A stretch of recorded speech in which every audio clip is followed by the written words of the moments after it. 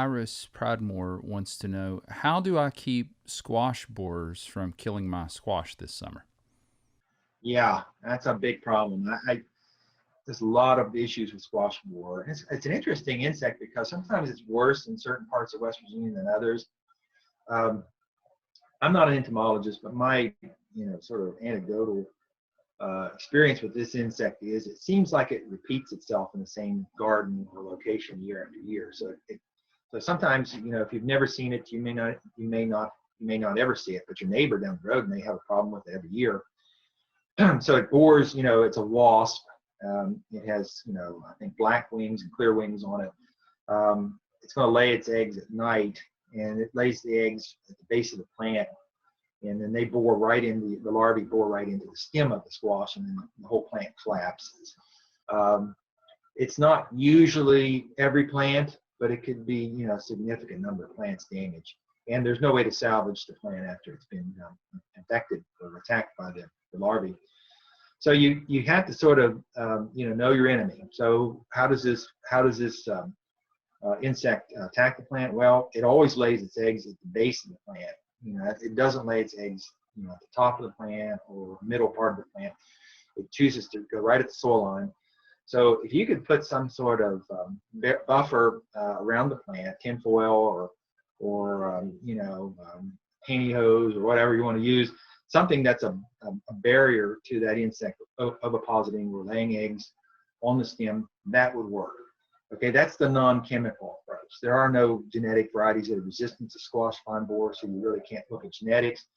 You're just looking at possibly creating a barrier. The chemical approach is not always what I recommend all the time.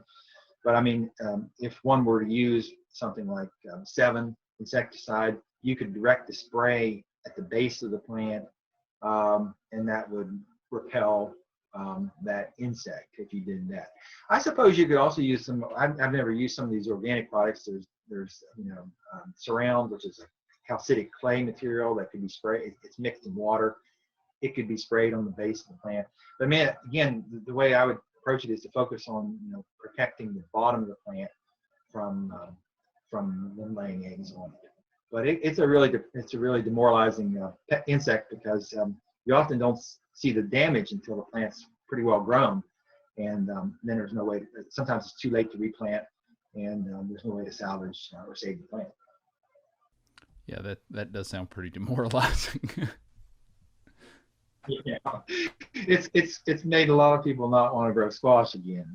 So yeah, but I'll just also add this. I think there are traps that can be bought for this wasp or for this insect. So it may be possible to buy these. I'm not sure it's a pheromone trap. It's a trap that attracts them and would you could catch them and not have them available or released around the garden to do the damage.